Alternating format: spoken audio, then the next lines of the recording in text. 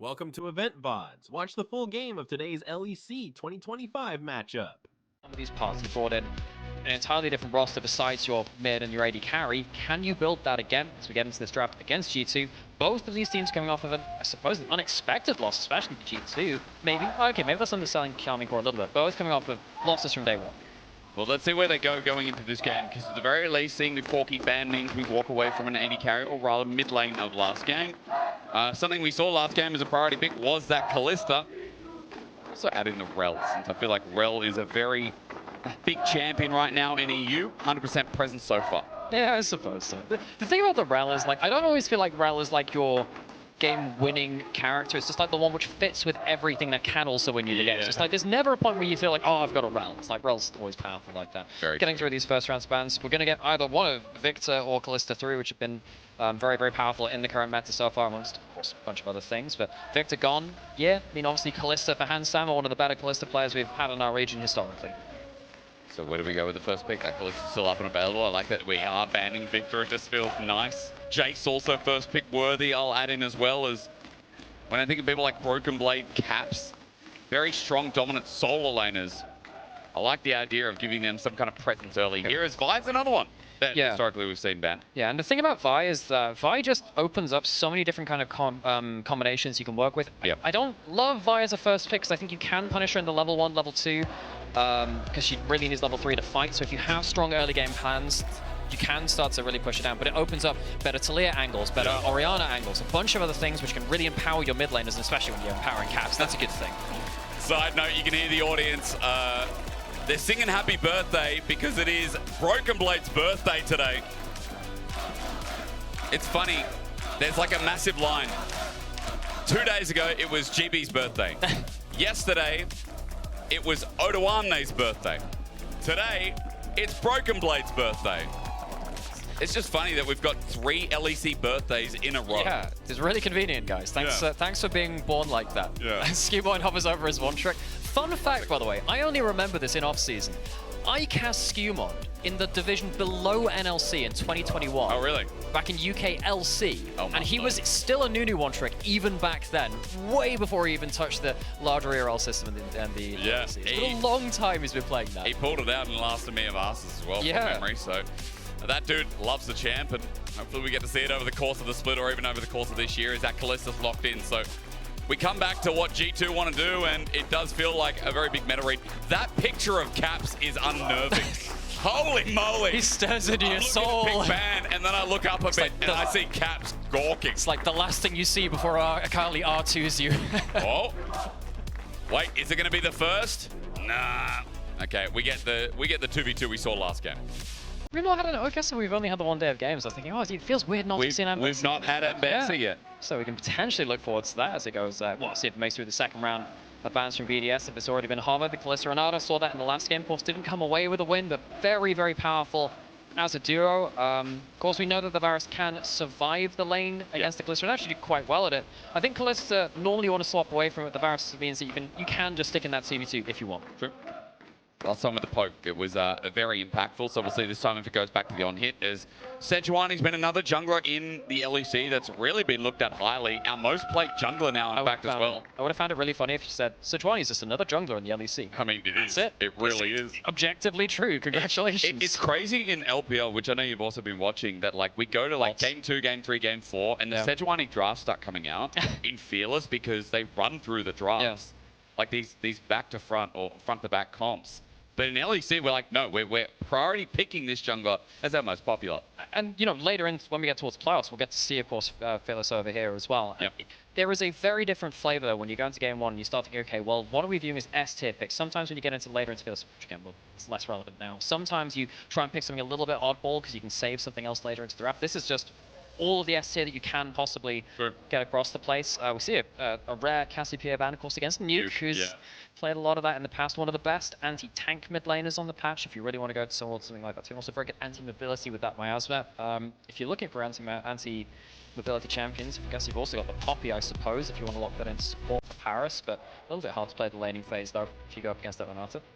I will say, though, there is one thing I'm seeing that is left open for someone like Paris as well that could be picked up on 4, which say whatever you want about the Calista Renata lane. Paris is a fantastic rel, and we have just been seeing rel over and over again. Again, reminding everyone here, 100% pick ban presence. So let's see if it slips through. Let's see if Dylan Falco pays the respect to BDS. Last bans coming through. Going to assume that we're going to see support picked up now, and then we'll have counterpick for Nuke in that mid lane, just knowing the matchup against Caps. You don't really want to give Caps a good angle. We know that. Sure. Come what may, whatever happens with G2, if Caps has a good matchup and a good way to play, that is also another quite another picture in the background with the hand reaching out. Oh. It's like he's vibe checking you through the through the picture of the wall. We really went all out for the pictures this year, didn't we? That we did. That's where our creativity's come from. BDS missed a ban, by the way, as Seraphine gets locked in. So I'm just going to assume right now this goes to Paris support. I mean, it would be a little strange to see it blind picked into a mid lane, so I assume it would be picked into that bot lane. Of course, if you get the E landed from the Varus and then the E lands from the Seraphine, it then upgrades the E. If it goes from a slow, then the E will then root, then stun on the second. There's a whole chain of things with the Seraphine. Can be very powerful, as we do get Birthday Boy Broken Blade getting the Ambassador in the top lane. What a treat. Hey, you know, what'd you get for your birthday today? Yeah, pair of socks, new pair of underwear, and Dylan let me play Ambessa. What a treat. It's a fine present, that one. Really has been fun to see this champion make his way onto the Rift. I think that, initially I thought, oh my god, this champion's going to be so OP. Kind of feels like an AD Silas, which is of course the 8B and the original locks in for Caps in the mid lane. A lot of spinning going to happen here in the solo lanes here by Caps and Broken Blade. So G2 full on in the skirmishing this game. Holy moly, I'm excited to watch them in action in the first 20 minutes as on the other side, BDS have got good scaling here, Nightmare. What would add into the mix of that?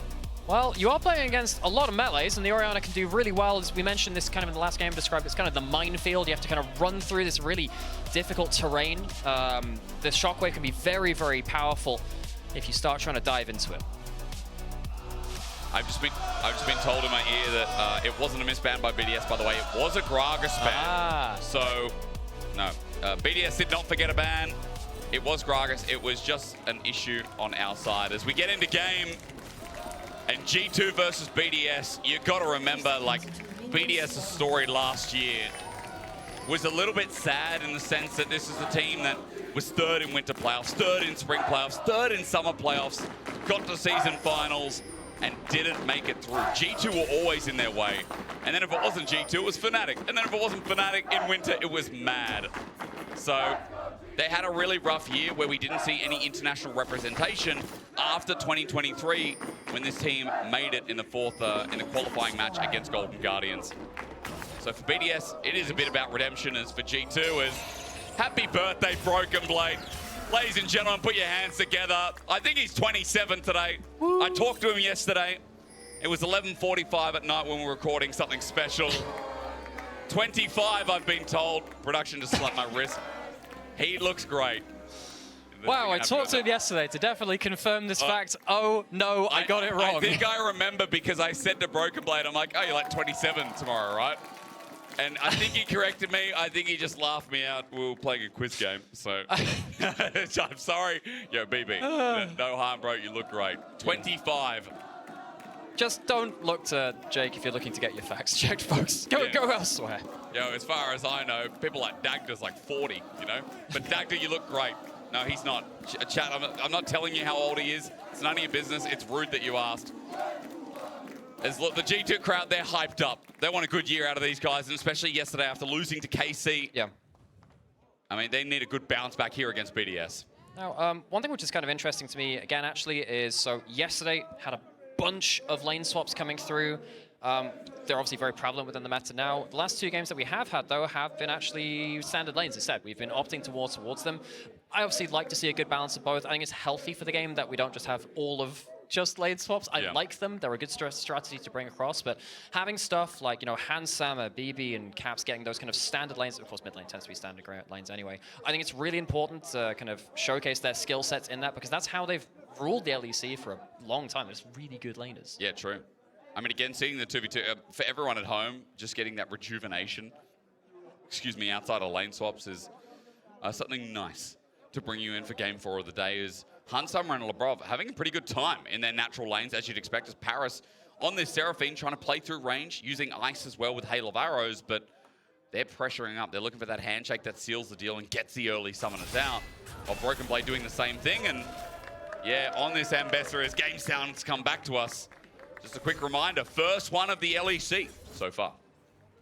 And that Ambassador going to be really important in a number of different ways, because G2, when this goes later into the game, I mean, they're basically 4-ish melee / low range. You know, the Calista sometimes counts as both of them. Cavs takes a hard trade there. Yeah, really hard trade, actually. Nuke, nicely done. Well, imagine that late game where Caps is trying to dive in and do a bunch of damage and trying to survive through it as well. Sure. Much like we saw that last game, you're going to have to make it through stuff like that Shockwave. I think it's also important to note that the Seraphine brings, I suppose, a similar-ish ultimate to the Renata in terms of don't step in it when it's thrown at you, and it goes through the entire team fight. Yeah. Like similar kind of genre to the Nami tidal wave as well. The thing about the Ambassador, particularly for the Broken Blade, making this point come full circle, you blink to them. You don't have to go through that. You just end up kind of, you know, teleports behind you, nothing personnel kid, and then you just kind of run over the team fight that way. So whoever at last hits as well as there you go. There's that handshake, as I said, in the 2v2. Trying to find the moment. Paris in trouble and dead. Hans Mama with his first blood. Well, I said I enjoyed watching the standard lanes, particularly for G2, powerful laners. That's why you might want to lane swap away from something like a Kalista on the other side, immediately punishing that 2v2 early into the game. First blood, the first feat of strength picked up for G2. And look at the CS lead on top of that as well. 500 gold and then some is the lead for this 2v2. Will be... Oh, it is nice to be back. Broken Blade's going to miss the cannon, but it's his birthday. Give him a break. He's fine. He's doing you know well what? I actually didn't even notice that. I was looking at something else. So all I do is notice cannons now. You know, after playing like a solid straight year at top lane, it's just cannon. Do you think that is the League of Legends version of bird watching, cannon watching? You know, you just turn up and you're like, oh, that's the lesser spotted cannon. It does interest me where people would think I'm a bore by talking about it. So yes, it is probably exactly bird watching. Yeah, I know. Sejuani has that problem all the time. Bristle, you know. Yeah. Okay. I explained my own joke and therefore invalidated it. Yeah, I mean, sad. I've lowered my own standards. I would have gotten the Quinn. You know, the Quinn would have been good. I've really been with you for that one. But, but yeah, don't worry. I explain my jokes all the time, and they don't get funnier from there. You kind of just deal with it and hope that people move on. Buddy, I've known that for years. Don't have to. Yeah, we don't have to go down this road again. I explain my jokes not making sense. That's so much worse.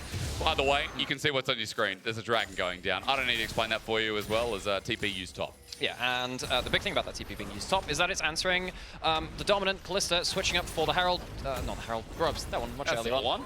Because this is just one of the easiest ways to work around these kind of powerful winning lanes. Even if you swap away from the winning lane, and in the case of a lane swap, we've seen this a bunch, of course, over the last couple of days, they go towards the side of the map where they want to take these big objectives. Because you have that Ambassador and the Kalista who can really push down lanes and threaten to use those Grubs well, taking these early objectives very, very powerful. Yeah, and look, getting the starter feat and strength, I know we talk about it a lot, but just keeping you at home informed that you need all 3 Grubs. Be the only week that we remind you is all 3 Grubs taken in the end as well. And we switch our camera back to mid because the good thing about BDS right now, I'd say one of the few good things with all the other lanes going awry, is that Nuke is holding his own and playing the range matchup real nice. Yeah, I think Orianna currently is the best laning mage in the meta. Like, it's kind of been the case whenever Orianna's been around because of her clockwork windup and the ability to kind of blast hit with autos whilst also kind of hitting you, multitasking. Nothing's on separate CPUs, that's the cores of the CPU. Yeah. Okay. Liza just kind of do everything. Doesn't get the shockwave though. Caps had enough, only just enough for the abscond duck. That is absolutely exactly what he needed, though. Get caught by that one. Nuke sadly not able to get anything more than that. Still has himself that early lead, as you were saying, though. Means that he'll potentially get himself a better first back for the first really big fights of the game. Well, we just keep switching up to this bit of a slug up in the top lane. Now that top has been kind of forgotten, though, with Grubs going down. Next thing to really look at is that spawn in 3 minutes of the next round of that dragon that'll line up in the same vein as well of Hansama, who's now back in bot, ready to battle out this 2v2. As Ice moves into lane as well. Tries to just step up. Remember, he is going on hit Varus this game, so he's not going to be able to poke out the same effect that we saw Kalist last game on KC. Yeah, and that is going to be a very different flavor for the big team fights because you don't get to play from your Q range against stuff like the Vi, Silas, Ambassador trying to just pile on you. You also don't get something like an Edge of Night, which you can sometimes get in those lethality games as well. Not that it's great against Vi anyway, if it was that build, because spikes it off before you hit with the ultimate. Not the nicest interaction, but all the same. Yeah. Yeah, Ice is going to have a hard time, I think, playing out these team fights. I think if G2 just end up dunking down on Ice and Nuke doesn't get a big shockwave, your DPS is gone. In fact, that's a really big worry for BDS. They have one consistent damage source in the Varus. Orianna can struggle to be that, especially in the mid game before you get tons of damage up.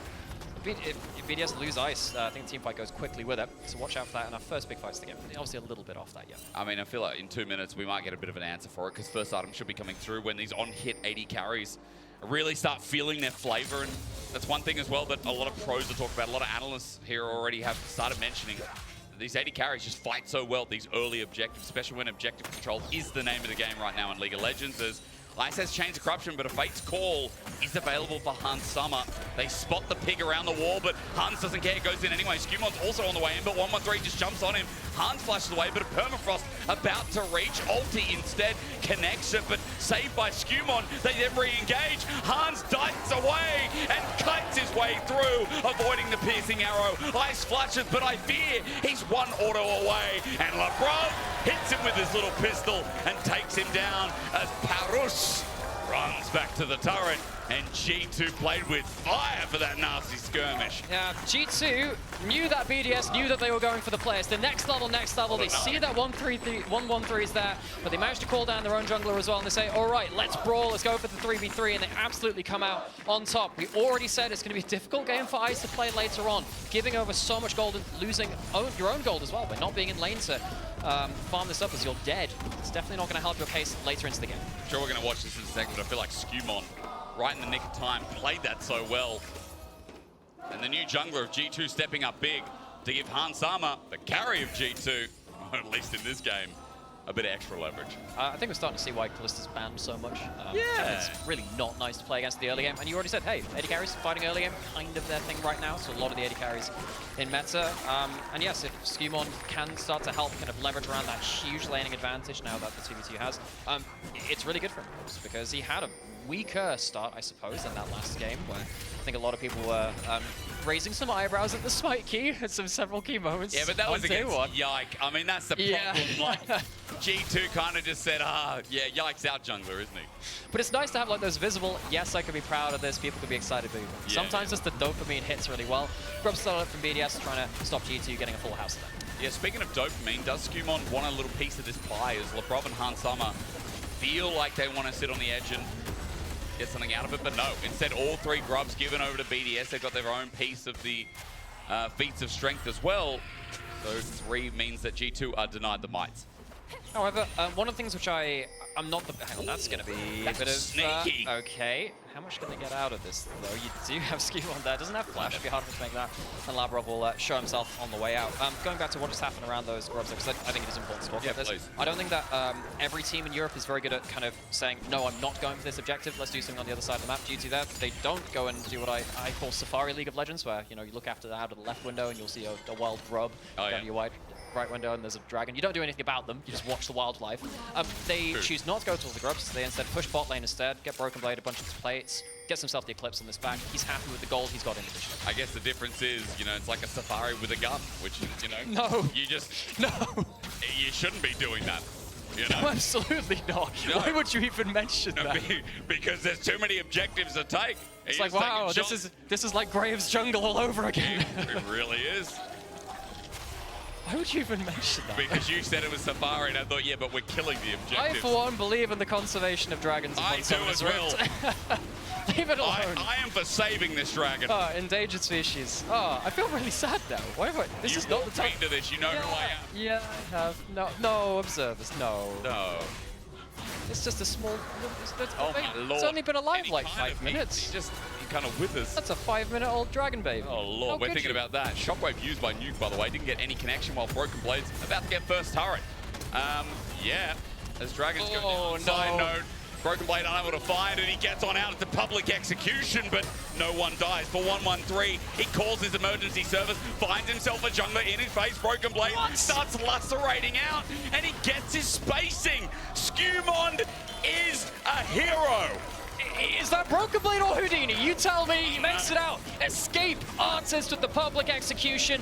Does get trapped under that turret. Forces the fancy moves, but BB, the birthday boy, gets himself a mighty fine clip out of that one. Scumon is just always there. What a pain. Like 1-1-3, always trying to set up.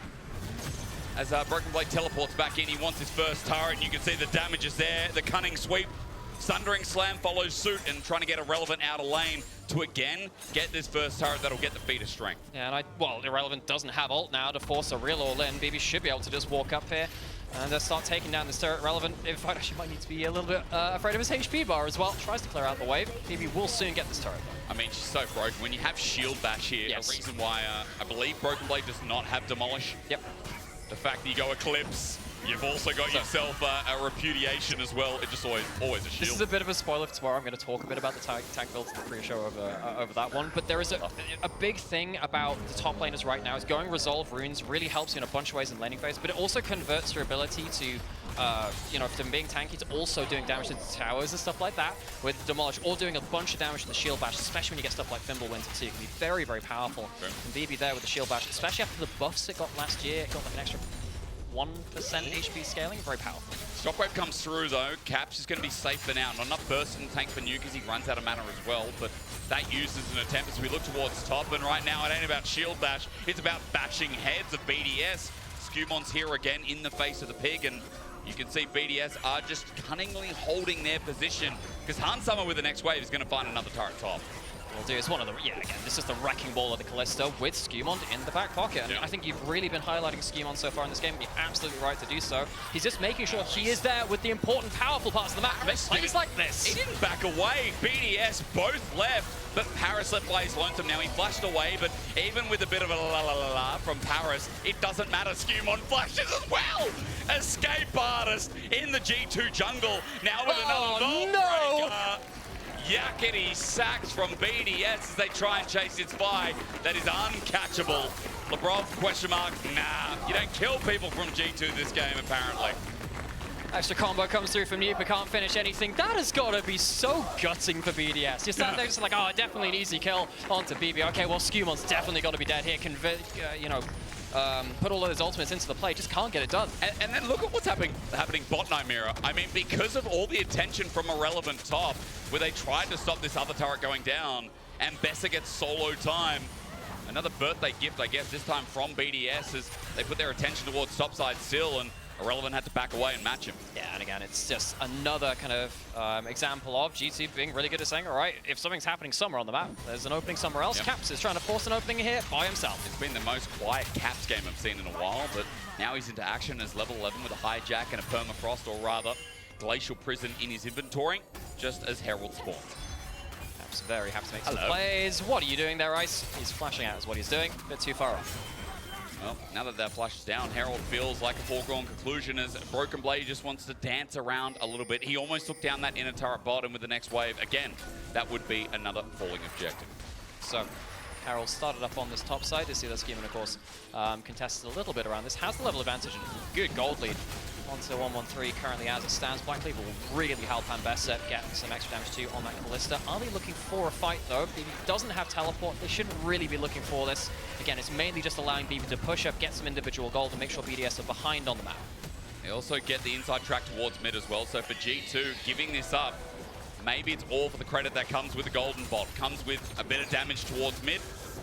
Caps getting to push out top. Yeah, and I think the reason why G2 are okay giving up the Herald, I mean, obviously it's good for BDS to have that objective. I'm not saying it's never a bad thing to have an objective. Herald is nice.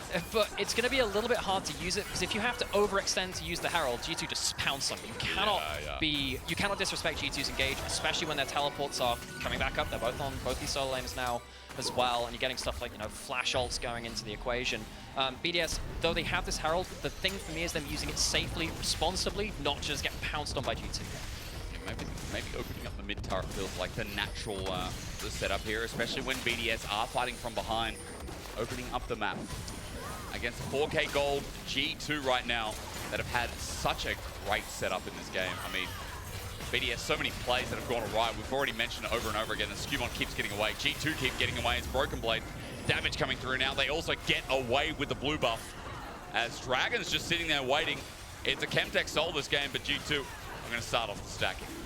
They are, and of course, with Kalista, means it's kind of like a foregone conclusion if you get to sit on that one at first. Of course, got Atakan will be the next big objective after that point, coming up in just the next few minutes. Which Atakan do you think it'll be? Well, with 3 kills in 18 minutes. I mean, to be fair, yeah. if there was a lot of trade, like a hell of a lot of trading in lane, with 3 kills it's still possible. However, it's not going to be. I aspire to have the amount of copium you've just displayed there. Last game wasn't copium, though, I will say. Last game was that was like, genuine hope. We were standing like, wow, we've got There's no way that wasn't a ruin 6 Satakhan. minutes. Yeah. I think it's so rigged. I just want to see one game where we get the 6 grubs and then the Runasang on. Oh, yeah. You got to be careful for that. But if you get 6 grubs and then the bonus kind of objective buff on it as well, Tower's dying about 6 autos. Very, very fun to see how much damage you can do across that. And again, the 25% buff. It feels so broken as well. You can get the Dragon stacks up. As that Herald that you talked about, it is actually used bot in the end. And for BDS, some standing gold that's being taken down. They're shortening that gap ever so slowly. And I think the important thing is here, BDS, they don't overforce on mid, where I think G2 would have been ready to respond. BD is going to walk up. And they also just send 3 people to the Herald here on the sideline and say, look, okay, we have good vision control here. We're not letting G2 just kind of teleport on us. In fact, they go to the lane off one of those teleports off that Investor, and they make sure that there's no opening for G2 to just kind of instantly pounce on them as they use that Herald, which was one of the worries which I had. So good job. Worry's gone. I mean, BDS backing away safely as well, not caught out. It's not like they lose anything on the map as well as they left ice towards mid. How far did 113 just blast plant? He just did like the double super blast plant. He did.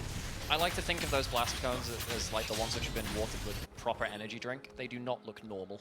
No, they do not. You know, they're not. They're not, because Chemtech's soul. They're definitely not. What is in Chemtech? I mean, okay, by the way, I want to apologize to everyone. I haven't watched Season 2 of Arcane. You haven't? Because first of all, I was away. Yeah. And I started watching Suits. Because I thought one day maybe I'll be a lawyer. What? You know, I was the lawyer for the Shy for years. Yeah. That dude I represented in court many times. How did you feel about that Worlds Finals where you got a record-breaking low KDA? How did that? Yeah, but. My client, he didn't want to comment at that time because I think he was being entered by his team. But that was because he went through a year of inting. And also, it's not his fault, bro. Like, look at T1 were very good. Anyway, Season 2 of Arcane. I haven't watched it, but I hear it's very good. I hear it's better than the first season. And obviously, like, when I came back to League of Legends after my holiday, I'm like, yo, Victor looks a bit weird. He looks a little bit... It looks a bit weird. Paris, you look strange being there. That TP by Broken Blade going to tell you exactly why. You see with that Lacerate, he's getting into position. He's starting to spin. Ice doesn't have a chance here, but BDS have taken 2-2 members with them. Good shutdowns onto the Callisto as the public execution fails, but the Shockwave does not. BDS are doing better in this fight than you'd expect. In a 3v3, Nuke's also got space. G2 are losing this until Broken Blade comes down, shuts down, and takes them all out with him. Irrelevant's trying to do the same thing, but again, you just can't kill Ambessa, the birthday boy with a birthday ace. Look, Varus goes down, you don't have your DPS. BDS, it looks good at the intro, there's a fun shockwave, but they just don't have the staying power and the anti-tank differential, really.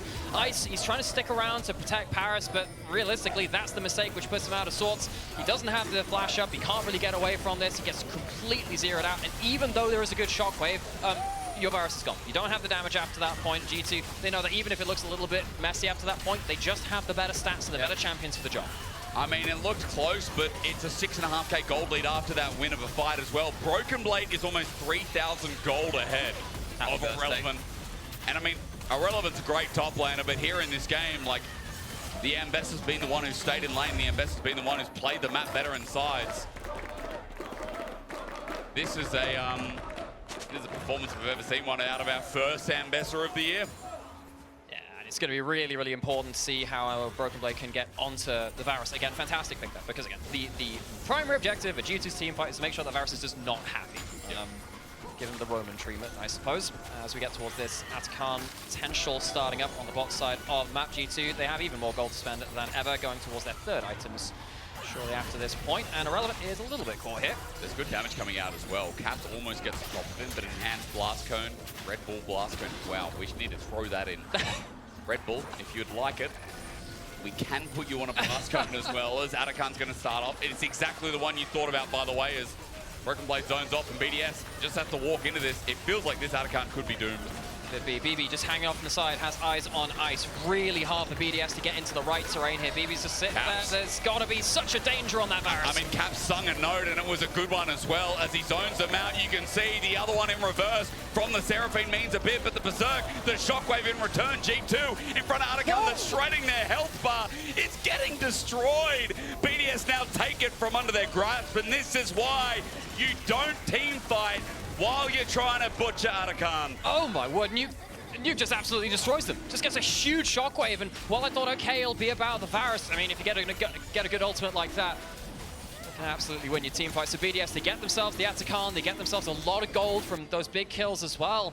They'll get themselves a Dragon. Huge turnaround for BDS. A massive one. I mean, they're also going to stop the Dragon stacking, or rather, that soul point that G2 are about to acquire, and yeah, it's still 5k gold lead, but BDS, you're going to watch here how they just nuke this fight. Now, I sometimes have some really fun, like, nostalgia flashbacks. I'd like to remind you of one that we made here, homegrown within Europe, the 4K ELO Shockwave. Oh, yeah. Lord, way back in the day, maybe channeling a little bit of that as we get this group up around the Atakan. Yes, you are taking a low tread here. 4-man Shockwave with regards to Nuke. Very nicely done. It doesn't mitigate the whole game, but they've got Atakan, they've got the GA buff, and now let's see if that second life gives them the ambition to pull off one of these 5v5s that's not in front of a spiraling death thing. What is Very Atakan? What animal is Atakan if we're on the safari? I think, if they're on a, look, I actually think the lore reason it's a demonic thing, but I don't know about the actual. Yeah, there's some special instructions. I kept asking people, I thought it was Mordekaiser's wife, but apparently it's Mordecai, it's like a... Yeah, someone close to I think there's some Mordekaiser. stuff in Legends of Runeterra which goes towards that, and there's some special voice lines with LeBlanc, I'm pretty sure, but I didn't look enough into it. Well, I thought that the play-by-plays would be doing that. I'm going to leave it as Mordekaiser's wife. We have Yorick's wife, we have Mordekaiser's wife. Okay? So you're going to have like the League of Wags, like the wives and girlfriends? I'm going to have Nikrit talking to me in DMs saying, actually, and you're more than welcome to correct me, Nikrit, if you actually know what's going on. As a handshake, waiting, transcorruption stolen by Cap to the hijack, he sends it out and it roots. 1-1-3 in front of turret, but they've got themselves the GA. They're unfightable at this point if that was English. As outer turret goes down, inner turret the next siege, and I mean, BDS are clawing their way back in. Slowly but surely, a shot back to the two-man this time. Seraphine ulti is good as well, but look, perfect execution from Broken Blade in the backline has done the perfect thing. It's taken the juice out of BDS, but under turret, he's just burning GAs. But Broken Blade is burning the grey screen. Ice tanked the turret, funnily enough, while Irrelevant in the all-out is trying to get that inner down. It's a decent force with the Sejuani ball delivery system. I don't often see it with that champion, but it works out well, especially with the Seraphine shields giving so much extra tankiness to Sejuani to just go completely ham in these fights. They take down a couple of kills, they'll take the gold from that. Sadly, doesn't lead into something like a Baron, which is the gold standard, I suppose, for the Atakan, where you get a really big objective after that. They are going to go towards it now, however, there is going to be a teleport on BB. If this fight goes long enough, or rather the take goes long enough, he might be able to teleport in to clean things up. BDS wants to make sure this is down sharpish, and especially with fire on the bot side of the map, there's in fact going to be no contest. BDS do get themselves the gold standard Baron after the Atakan. I mean, this G2 is in dire straits. They were up 6,500 gold, almost 7k. They are now dead even at 26 minutes in the game. This feels like it's been a massive throw. I mean, we have seen globally Atakan throws LCK, LPL. Yeah. Now, definitely you can put that into LEC as G2 going dead even after that early game. Feels like it's absolutely rough. Walking out towards that turret, not got much done. 1 with 3, gonna get engaged onto. Very tanky though. Again, what's the emergency number here? As I call 113, he flashes out and Broken Blade as he teleports in with his taxi. Now ready to find his play. 113 is not going to heal up. Remember, it's not Warmog's meta on the Sejuani anymore, but still has a lot of health to play with in his own jungle. BDS looking for a play with their Baron as G2 back away. Okay, Nuke looking towards those choke points yet again. This was the scene of the crime which led to the 4 deaths of G2 around the Atakan. BDS still just trundling forwards, trying to find any angle they can. Nuke's also now 3 items strong too, by the way, so that Shockwave is going to burn a little bit more than we saw it in the last play. Which, as you said, already blew G2 apart. G2 are also angling to see if they can get the remnants of BDS. They see Nuke, they see Irrelevant, he gets out with the distance. Public execution missed from Broken Blade. That's the ulti down for the Ambessa as BDS still try to get their way up this lane. G2 scattering off as a 5-man unit, and the rest of BDS are finding their way back in. Yeah, G2, you know, we said the conversation, yeah, just get onto one of those carries, maybe the Varus, just pile onto them, and the Ambassador ult is so important for that. If it misses, though, it means that they don't have the tools to stage off this range advantage, and of course, gold advantage now. Well, close enough to it. BDS looking for the siege. You know what's even scarier than shockwaving? Yeah. Not shockwaving. Because Nuke just sends the ball in front of them, and G2 have to pay the respect because 2-3 members like it's been before, and the game could just be over. G2 in precarious point. Of course, it's even enough in gold, but they've lost the last big fight, and if they lost that from gold advantage, how does it go after that to points? G2 could actually be staring down the barrel of a very awkward start to the LEC. That's a big ult, though. It is indeed, but who's the target onto? Onto Irrelevant in front line as the response from BDS seems a little bit better, and the takeover does nothing. BDS walk away. They've already got half a health damage here on the inhibitor turret. They'll walk up. They'll threaten from another lane. BDS just deathballing now, using the Seraphine on multiple items, just keep that extra ability to go forwards, take an extra turret shot with the extra heals and shields. They're going to get themselves towards the third dragon. So BDS close towards that Chemtech Soul, which will make it even harder for them to actually die in the big fights. Worth noting as well, I think this really is important about Chemtech basic dragons. Sometimes we talk about the soul in terms of, you know, under 50% HP, you get extra damage and healing. The base dragons give you heal and shield power as well as giving you tenacity as well. Both of them actually very huge in this game. Oh, yeah. You have a Seraphine and Orianna part of that. That's great. I mean, Cassante as well, for some reason, shields allies. Who thought that was a good idea? Well, Cassante players. Cassante. I think that Ari should shield players as well. Yeah. Yeah. I think they should also get like an Elder Dragon when you get 225 stacks. I hear that's really fun. That is a good idea. Let's put an Elder. I like my job. I will stop right there. Let me just say to everyone out there that it does feel like, for G2, Nightmare, it does feel like G2, have they run out of time? As BDS just scaled with an Enchanter and a front-to-back comp with an on-hit 3-item Varus and an Orianna that's on to her 4th item. Yeah, unironically, I think it might be at that point now because of the Chemtech-based dragons. 2 of them, an extra, was it 6% per stack? 6% each, yeah. With the double shields going onto the Varus, if your job is to kill the Varus, it gets, you know, 12% plus harder on that. Really, really difficult to cut through that. Ice on the on-hit can kill the tanks, and if you don't kill him in melee range, gets 1 kill. Worth noting, Varus also gets a really powerful reset from his passive now. Gets a champion takedown. It's not as visible as the Jinx, but it'll do a hell of a lot of damage. Yep. G2 cannot miss their opportunity onto the Varus, and this timestamp might just end the game. And you have to look at Irrelevant as well as he steps up. He's taking no damage right now as Broken Blade.